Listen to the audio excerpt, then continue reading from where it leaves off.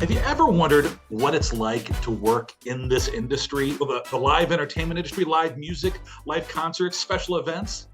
Well, that's what we're going to talk about right now. And we've got some recent graduates. Maybe you've not wanted to do it, but you've got a son or a daughter or a relative, and they want to break into the business. Well, this is a very special episode of the Columbus Backstage Pass podcast.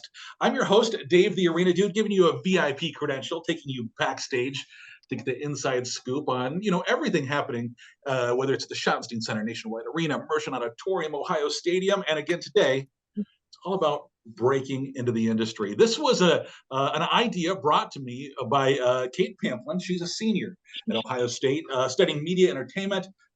She works as a booking assistant right here at CASE, director of special events for the Ohio Union Activities Board on campus. Graduating this spring, Kate. I know you're hoping to get into the industry, so you're paying extra close attention today. Yes, happy to be here, happy to learn, and also share what I've learned so far about breaking into the industry. Kate, the idea for this so far, just kind of came from you. And, as you're wanting to break in the industry, you're trying to maybe find resources for others as well. Yeah, exactly. I think networking is one of the best ways to learn and grow, especially within the live events, entertainment, and sports industry. And with an alumni network as big as Ohio State's, I'm really glad that we'll be able to utilize some of our great alumni here to share some insights. Yeah, we do have a couple of great members of the graduates of the Ohio State University. Obviously, that's where a lot of us come from. But let's say hello first up to Greg Descala from California. Graduated back in 2020 with a degree in business administration, but currently working as a digital marketing developer for the LA Rams. Hey, Greg, how's it going? Hey guys, how's it going? Thanks for having me. Excited to be here.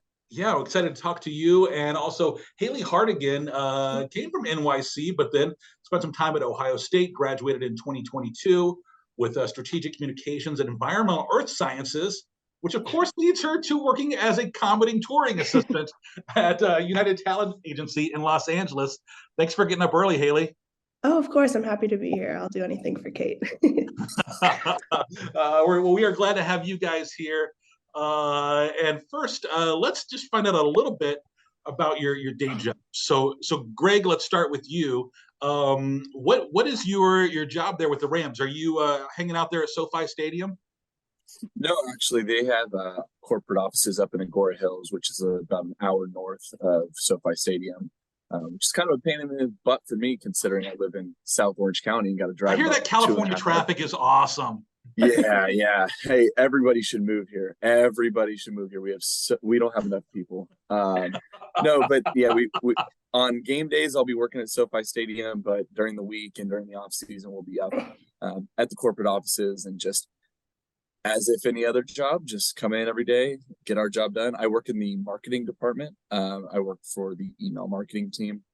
So pretty much any marketing email you receive from the LA Rams is probably coming from me. So people don't realize, by the way, even here in Columbus, our database, email wise, is over 1 million, like 1.5 million people in Columbus. So we have some people say email's dead, but we sell a lot of tickets through email, and there's a whole science to it, Greg. And I'm sure you're just kind of getting into that. Yeah, absolutely. Our email database is quite large as well. A lot larger than I was expecting, because my previous job we were sending maybe 100 emails a day. This one has tenfold increase on how many emails are going out per day, for sure. Haley, let's talk to you, because what is your job? When you say you're a comedy touring assistant, what does that mean? Yeah, so I'm an assistant to a comedy touring agent. So my boss helps book tours and comedy stand-up shows for his clients all around the world. So I help with contracts, making sure all the money's coming in. I deal with the clients closer to shows to help advance the shows and make sure everything's all set for their shows. It's a lot of emailing as well, but just making sure that all of my boss's clients are happy and my boss is happy, and the venues are happy with the shows that are being put on. Yeah, everybody likes a happy venue, right? When we have a lot of comedy shows coming through the market here, Columbus is really hot.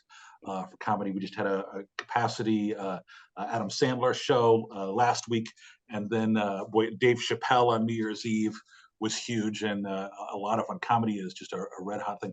Kate, your job, right now is, obviously working in our booking department. Tell the folks a little bit about that. Yes. So currently I'm a booking assistant for Columbus Arena Sports and Entertainment. I get to work with Dave sometimes for fun projects like this, but more so on the day-to-day, I help book shows for Nationwide Arena, the Schottenstein Center, Ohio Stadium, and Mershon Auditorium here in Columbus. A lot of people sort of have the misconception that each venue operates independently, but we actually all work together under the umbrella of CASE.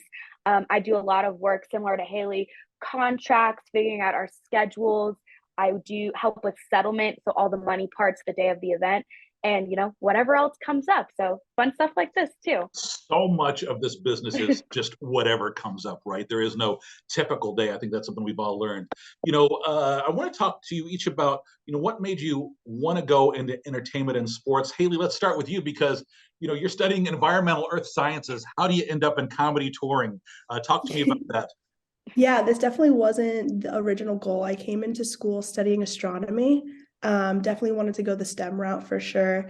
But actually the student org that I met Kate and Greg in, Ohio Union Activities Board, I think really changed my thought process on what I wanted to do. I really enjoyed doing the work of booking events for campus, and kind of wanted to get into that on the entertainment side a little more. So definitely the student org kind of made me think, is a STEM something I really want to pursue? And I ended up keeping environmental earth science because I loved the classes, just knew that wasn't really the career I wanted. And then ended up now I'm booking events for comedians. How about you, Greg? Yeah, I mean, every morning, if I thought about down the line future of mine, the only thing that would get me up every morning was sports. That was, and I'm sure Kate and Haley could attest to that. Back when I was in the student org at UAB, there was never a desk job or any kind of job that really excited me, other than the concept of working in sports. So pretty much since I was young, that's kind of been the goal. Granted, the dream of playing in the NBA or playing in the NFL went out the window pretty quickly. So figured I had to find a different way in. So the business route was a much easier way for me to get in. David, I'm sorry, Greg, I get that, because I have no musical talent at all, but I've always loved music. That's how I ended up, on the concert side of things. Kate, where's your interest in the entertainment industry come from? Well, I'm similar to Haley. I came into college studying environmental science, but as I sort of went through the classes and went through the motion, I was like, I don't really see this as a career choice. And then it all sort of hit me after joining OUAB and then sort of reflecting on my interest in the past. I used to do a lot of theater and dance and performing on the stage, but then I slowly realized I kind of want to be behind the scenes. I want to be backstage, helping it all, come into motion. And I guess I didn't realize that was a true career choice of actually being able to go into entertainment until joining OUAB and sort of meeting other people in the industry to say, hey, this isn't as sort of crazy as the movies make it out to be. You can actually do something in this career. And yeah, it was a lot of major changes. And I ended up creating my own major focusing on media and entertainment. And here I am, all the way from STEM, like Haley. Got brought over to the dark side, right? We all wonder how the hell we got into this mess. But that's the question, right? So you work with OUAB. If you're a college student, you're getting involved, right? That's the big thing. You're getting involved in whatever your campus may have. At Ohio State, obviously, has some great opportunities, some internship opportunities here at the arenas. But you can find those wherever you're at, and you can find part-time positions at arenas across the country that may lead to full-time positions, getting in there and doing the work. But I'd like to hear from you guys how you made the transition from, working at, a student organization, having some fun on campus, to actually getting that full-time position. Haley, talk to me about how, you kind of made that leap. Yeah, so once I kind of realized that being in entertainment, doing events was something that I really wanted to do, I immediately started looking for internships because, excuse me, because I had still time left in college and wanted that internship experience. So I was lucky enough to have some internships where I was able to work in events. Most of them were remote because of COVID, but I was able to even go to a large event in Orlando during school, which was really fun. And I was lucky that with OUAB, we worked with a lot of the top talent agencies, including UTA, which I work for now. And so I was really able to just talk to the agents that I worked with and get their insight, get their input on the agencies, on their day-to-day jobs. And it really helped me kind of cement that, like, this is the path I wanted to start taking.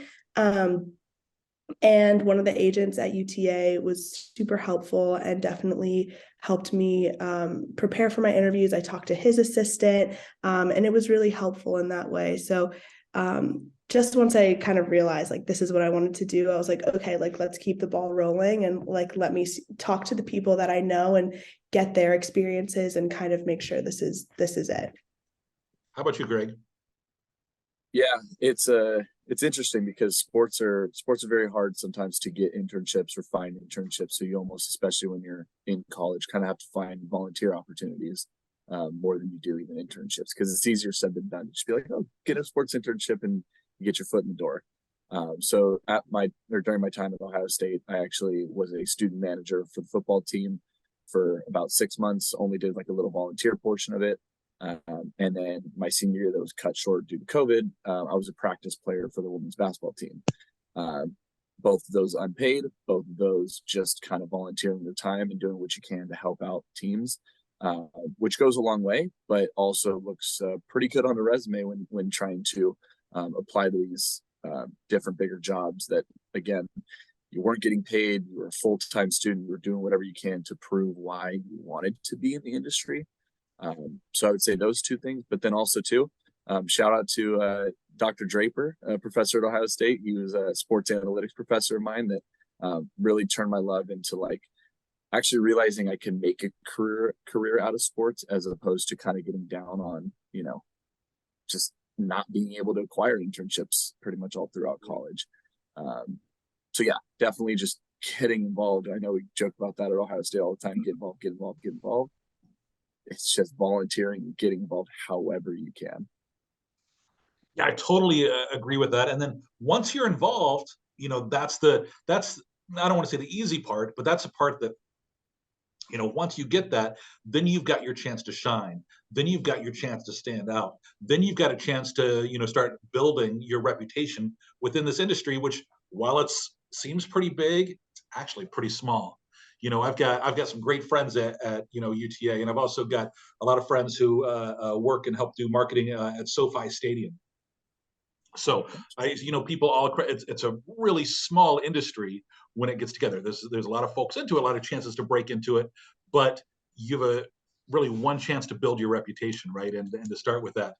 Greg, when you kind of got in here to your job, what surprised you about this industry, or what were you not expecting?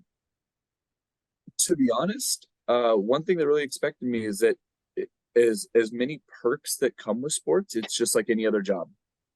You come in, you clock in 9 to 5, at least at the Rams, and it's much. I don't want to say slower pace, because slower pace is the wrong word or wrong way to put it, but you imagined it being, getting up, getting there at 7 in the morning, working until 7 at night. And don't get me wrong, the hours sometimes can be brutal, especially when you got game days on Sunday and then you got to be back in the office on Monday. But I think one thing I was always expecting was being there before the sun's up and leaving before sun's down, when in reality they value work-life balance too. And it's very much just a traditional job with just some awesome perks that come with it, to say the least. How about you, Haley? I think one of the biggest things that surprised me so much, and it seems so simple, was just how big the industry is. And it seems so obvious at a point, but when you really are within it and working in it, I deal with comedians most of the day, but our company is dealing with writers, directors, production designers, makeup artists, actors, actresses, and I get to hear a lot of stories from other assistants and other agents, and we get to work with other agents and assistants, and just seeing how many options and opportunities there are for so many different people. it's really kind of surprising and really cool, all the different ways you can kind of be a part of this industry and at the same time make it feel a little smaller with being an agency and still getting to work with all these people and still getting to work with all within these sectors of it.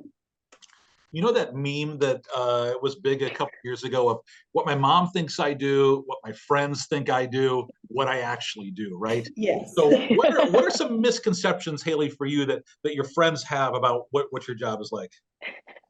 I think when you say you work at a talent agency, people immediately think that it's extremely cutthroat, that everyone's super mean, that the agents are yelling at everybody at all times. And it's not like that. I mean, I think there's that in every industry. Like you have there's certain people that may not be the nicest at all times, but overall, like the people I work with, the assistants I work with are some of my closest friends out here. The agents I work with are super nice. I feel comfortable talking to all the agents in my department. My boss is super supportive, making sure that I'm understanding and actually learning and growing in my role. And I think there's not as much as that as it may seem. I say, oh, I work for a talent agency, and people may think like, oh, that must be so scary. And it's really not. Yeah. Greg? A lot of what Haley just said stands true for working in sports. I think a lot of people think it's incredibly cutthroat. And don't get me wrong, it's very hard to get in, but once you're kind of in, it doesn't feel as daunting and scary. But to kind of further that or take it one step further is one misconception is how many people have asked me, so what are you going to do now that season's over? Like they think the job, like the work just stops. It's done. And it's like, no, this is actually this is when we go to work. Busy time. Yeah, like it is, as much as everyone kind of thinks about the product that's being put on the field, there's so much that happens beyond just what's going on between those yard lines that the people in the back office are there trying to drive revenue like any other typical business. And so that is definitely a misconception, because even people in my own family have asked, so what are you going to do now that it's off season? I'm like, still drive to work every morning. So that's definitely a big misconception for me. Kate, I know you've, obviously yet to actually break into the industry, but you had your first taste. What do you love most about working in this industry? Yeah, I love that every day is different, and you never know what's going to come at you. Like we've said, there's so many parts happening at once, so many moving parts that you really never know what your next day is going to look like, which makes it super fun. And always expect the unexpected in this industry. But something that I really appreciate that I've sort of seen as I've gone through college and had internships and seen my friends like Haley and Greg get into the industry is I feel like it's a lot more accessible than you think. The movies make it seem like you have to know the president of the organization to like get a job, and then you're stuck in the mailroom for 3 years and blah blah blah. But it's a lot more accessible than people may think, which I think we've all touched on, that you can truly have a career in this industry, and you're not going to have to throw your entire life away because of that. You can have work-life balance, you can have a career, you can get into the industry. And sort of what Greg said, some of it can be like a normal 9 to 5, as aside from shows and whatnot. So that's something that I've really appreciated seeing so far and is very encouraging. Haley, what do you love most about your job? Kind of like what Kate said, is that like every day is different, and it may not always seem that way because I'm going to an office and it's 9 to 5 and all that stuff. But I really like that I'm not really sure what's going to happen today when I go to work. And I really love interacting with all the different peoples, whether it's our clients, our other agents in our company, agents in other companies, venues, promoters. There's a lot of different people that I have to talk to every day. And I really enjoy seeing that side of things and talking to them, and even without directly asking them, like seeing what they do on a day-to-day basis. I just think that's very interesting. I do like talking to people, so there's a lot of people talking in this job, and I really enjoy talking to everyone. Greg, what do you love? Yeah, as I mentioned earlier, just sports in general is what gets me up in the morning. So the fact that I get to go into an office where there's a lot of people that are kind of like-minded like that, and then when I'm not at my peak, it's 9 a.m. You get there, you're tired, you're exhausted. You could talk to all your coworkers about what's going on in the NFL that day or what's going on in different sports industries where, when I've worked previous jobs, there are a lot of people that didn't really care about sports. So that's definitely something on the day-to-day level that actually really I do enjoy and get a lot out of. Now more specifically or like one-off things is the minute you step on the field at SoFi Stadium and get to look up at 75,000 people, I promise you won't want to do anything else. You get chills. I don't care who you are, and I don't care what you're doing or what your role is. If you get to have the opportunity to do something like that, and I used to be in the stands at all times. I would go to games left and right with me and my dad, me and my sister.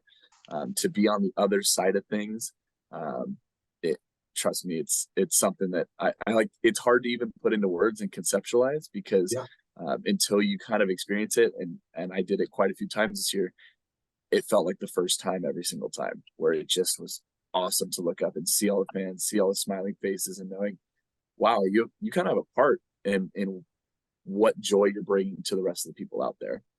So that's very underrated part of the job for sure. I absolutely know exactly what you're talking about.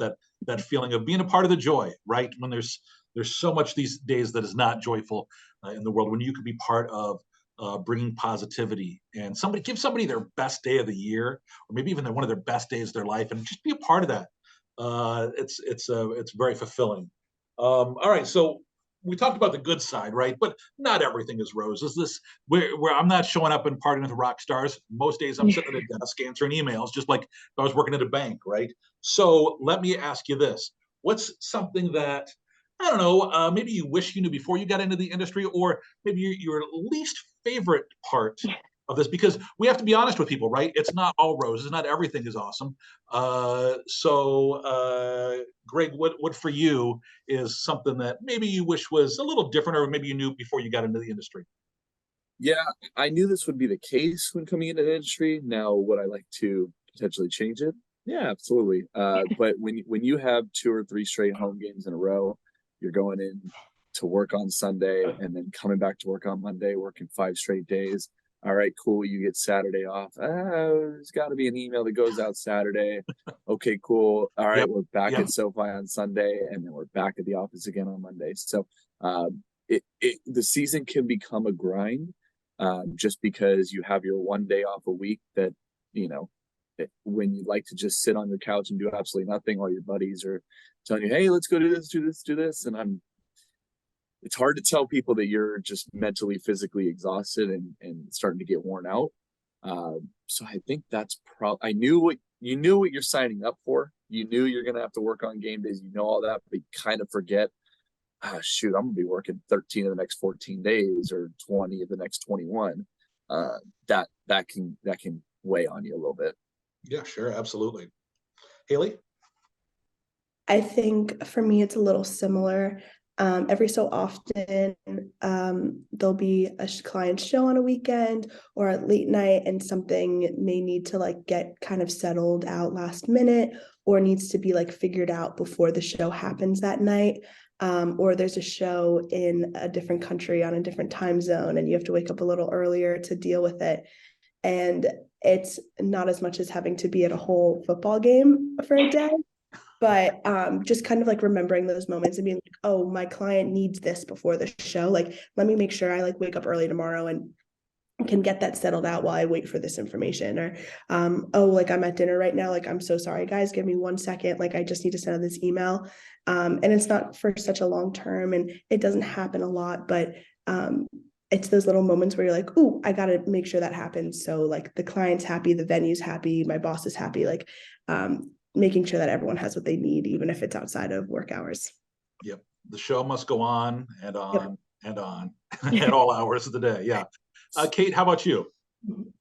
Honestly, I think there is a lot more sort of admin work and sort of technical work that I wasn't expecting. A lot of how the show gets put on and how it's perceived on stage or on a field takes a lot of writing, contracts, math calculations, talking to lawyers, talking to multiple departments. So I feel there's a lot more sort of admin work and that nitty gritty and not just all fun and games.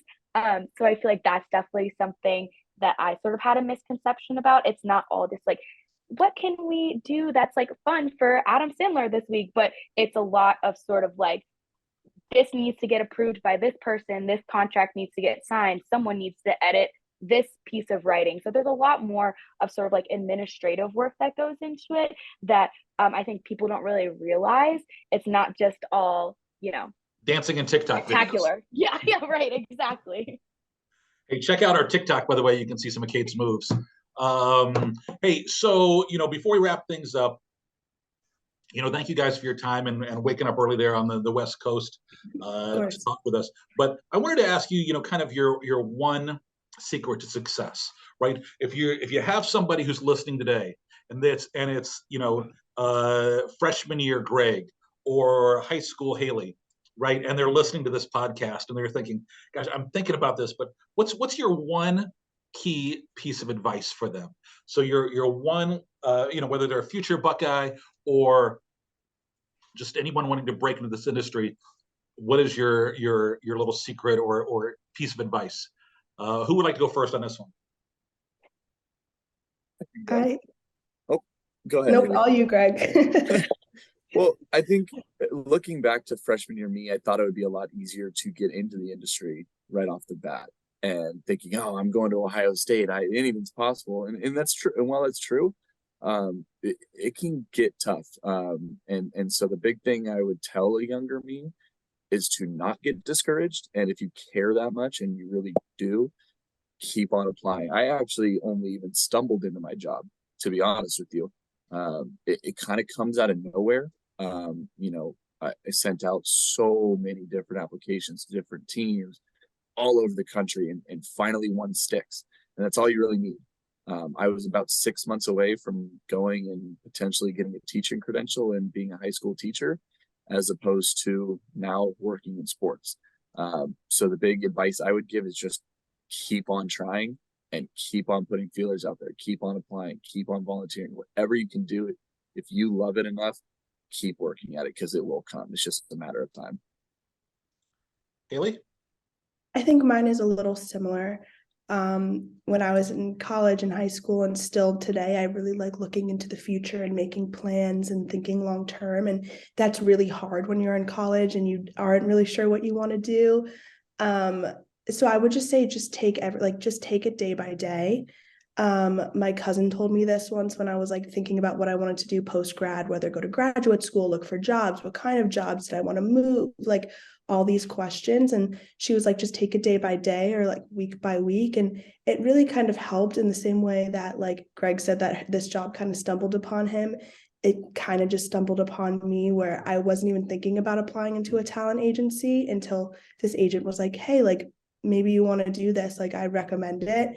And I didn't even know. So I really think it's just like, you have to be patient and take it day by day. And that doesn't mean you shouldn't put in any work or should just see what happens every day when you wake up and just take a guess. But there's a lot of patience involved. And I think if you are confident in yourself and confident in your skills, taking it day by day is just like the best thing to do, especially when you start thinking about what college should I go to, what job should I do, what internship should I get, just like being patient. Kate? Yeah, to kind of piggyback off that too. Yeah, sorry to jump in, but like it's funny because when you're younger, you almost think everything, you think perfect scenario, but you also think your trajectory is very linear.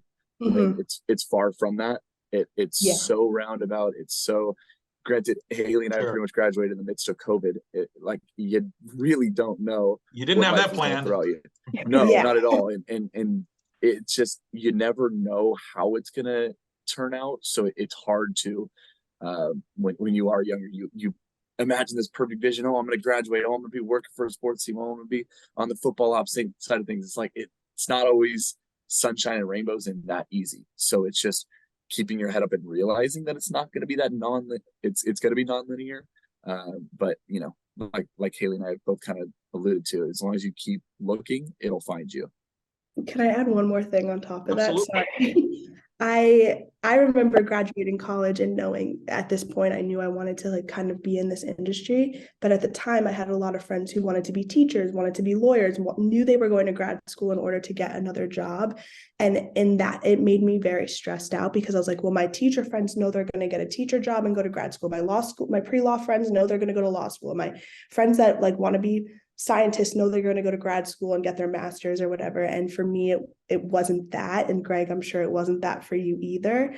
And that made me very stressed out. And I think the important thing about the entertainment industry and probably even sports is that there is no path. You kind of just end up here, I feel like. And it's really important to kind of make sure you're aware of that, where, well, all my friends have these engineering jobs lined up, these grad schools lined up. Like, that's not the case in this industry, and being aware of that, I think, makes life a little easier in the moment. Hopefully. For sure. Kate, any closing words? Yeah, I definitely agree with what all of you guys have said so far. Just sort of be okay with trial and error. Like Haley and I both said, we started in STEM and now we're both here in the entertainment and live events and sports industry. So be okay with that trial and error. Be okay to not fully know what you're doing until you get there. It's like okay to figure it out as you go along. Of course, you want to like gain that experience, but if you have an internship in environmental science, if you could find transferable skills to apply to like an entertainment job, go for it. Figure it out. It's okay to have different paths. One more thing I will say that will kind of directly link to the whole premise of this podcast: use your alumni network, use your friends who you know in the industry, like you guys. Talk to people, ask questions. Really just try to gain as much knowledge as you can. Ohio State has such a huge alumni network, and everyone that I've ever reached out to is so willing to talk to you and help you out. So really go learn as much as you can and utilize the big Buckeye family that we have. There you go. So whether you're a Buckeye or not, definitely using those connections and finding that path for you. Let me close out by saying, my secrets: number one, be kind, because you never know who you're going to end up working with. Number two, be on time. It's just builds that reputation. Number three, do what you say you're going to do. If you tell somebody you're going to get back to them by 5 o'clock, get back to them by 5 o'clock. Even if it's to say, hey, I couldn't finish this, I'm going to get back to you later on it. If you just do what you say you're going to do, it puts you ahead of so many people in this business. So those are just very simple skills, whatever you're interested in.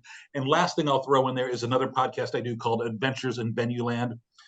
This is a podcast that is not so Columbus focused like this one, but for live entertainment professionals all across North America, where we talk to people who put on events and talk to them about their paths and how they got in the industry. Like Haley was saying, everybody's kind of got a different journey and different path. And so I think that if you are looking to break into the industry, you can hear from people in every corner of the country, every size venue, and how they got into the industry and kind of what they're doing. It's a great kind of a tutorial where you can, take a little listen. So Google Venue Land and you'll find that there. Before we close things out, Greg, Haley, Kate, any plugs you want to give? If somebody wants to reach out to you, what's the best way? LinkedIn, is that probably safest to say at this point? Yes, we'll be debuting a new Buckeyes and Sports and Entertainment LinkedIn page that is meant for networking, that is meant for sharing stories, that is meant for, talking to people like Dave, Haley, and Greg. So we'll plug that in the show notes. We'll post it all. And so make sure you go and join that page and utilize your resources. Yeah, you can find me on LinkedIn if you want. You can DM me on Instagram. That's my name. But yeah, LinkedIn's probably best. Yeah, LinkedIn will work for me. And shameless plug: sign up for Rams emails. We'd love to have you in our database. There you go. On that note, we'll wrap things up. Thanks to everybody for being part of this very special episode of the Columbus Backstage Pass podcast. Remember, we'd love for you to like and subscribe, or better yet, give us a 5-star review. It does help others find us. Until the next time, I'm Dave, the Arena Dude. Thanks for listening.